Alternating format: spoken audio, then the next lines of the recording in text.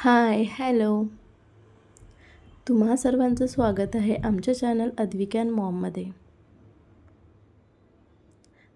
तर जसं तुम्हाला दिसत आहे, मी आज खिचडी बनवत आहे. आणि जर आपल्या बायकांना खिचडी बनवायची असेल तर त्यापेक्षा जास्त आनंद कुठला असतो बरं? कारण खिचडी बनवली की सर्वात मोठं काम कमी होतं. आणि ते म्हणजे ओटा आवरणे. त्यामुळे मी आज गुलाबजामुन बनवायचे ठरवले. कारण मी पॅकेट आणलेलं होतं गेल्या महिन्याच्या किराण्यामध्ये, तर ते बनवायचे राहिलेले होते. मग ठरवलं की आज गुलाबजामुन बनवायचे. आणि सोबत अद्विकची बडबड चाललेली होती. त्याची बडबड ऐकता ऐकता माझी खिचडी पण लावून झाली. आणि नंतर मी भांडे लावायला घेतले. आपण जर ज्या दिवशीचे भांडे त्याच दिवशी लावले तर दुसऱ्या दिवशी ते काम कमी होतं. कारण सकाळच्या गडबडीत भांडे लावायचे राहून जाते. त्यामुळे त्याच्याशी बोलता बोलता माझे भांडे लावून झाले.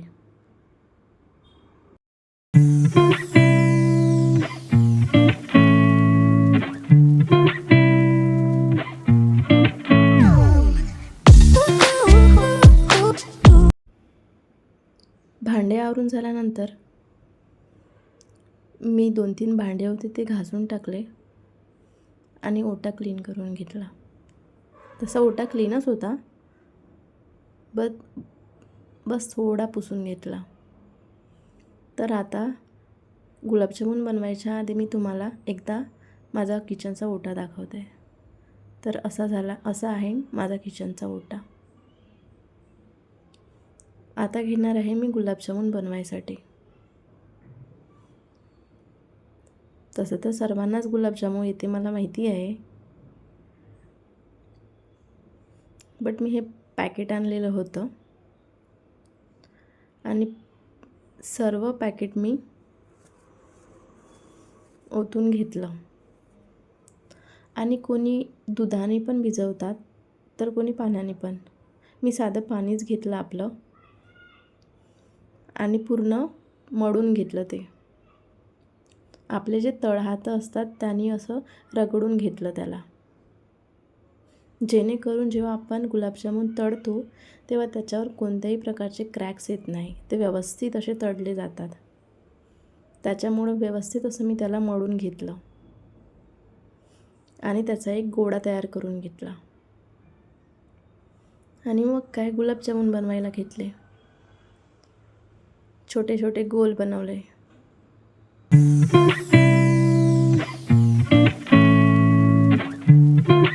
तर बघा, आता एका साईडने कढई ठेवते मी आणि एका साईडने पाक बनवायला घेते. स्टार्टिंगला जेव्हा आपण तेल टाकतो तर गॅसचा फ्लेम हा हाय ठेवायचा. एकदम तेल खूप तापल्यानंतर मग फ्लेम हा कमी करायचा. जेणेकरून मग काय होते की मग कमी फ्लेमवर गुलाबजामुन तळायला घ्यायचे, जेणेकरून ते व्यवस्थित तळले जातात. आणि आमच्याकडे जास्त गोड खात नसल्यामुळे मी कमी म्हणजे साखर हे कमी यूज करते. तर पातेल्यामध्ये मी 1 प्याला पाणी घेतले आणि त्याच्यामध्ये 1 ग्लास साखर टाकणार आहे. नंतर मला वाटलं तर पुन्हा मी थोडं पाणी त्याच्यामध्ये ॲड करणार. बघा, आता मी त्याच्यामध्ये साखर घालते. तर बघा, इथे मी मध्ये पाक चेक करत आहे झाला की नाही तर.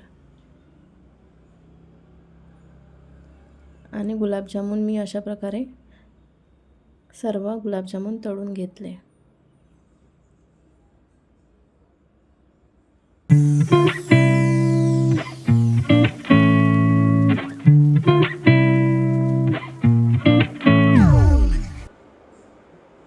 आणि त्यानंतर मी त्याच्यामध्ये केसर टाकत आहे.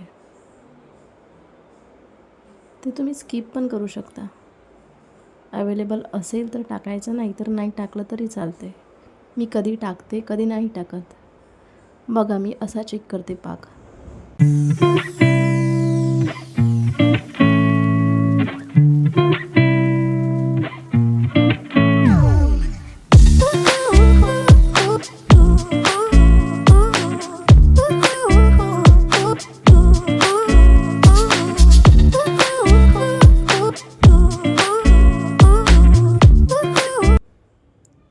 आता मी ते चमच्याने ढवळून घेते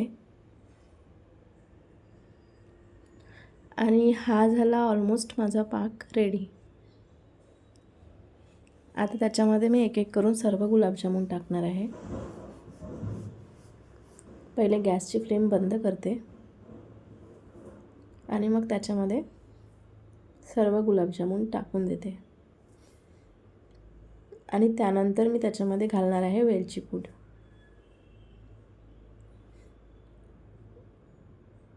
सर्व गुलाबजामुन मी त्याच्यामध्ये ॲड केलेले आहे पाकामध्ये. बघा मी त्याच्यामध्ये वेलची पूड टाकली आणि आता ते मिक्स करून घेणार आहे.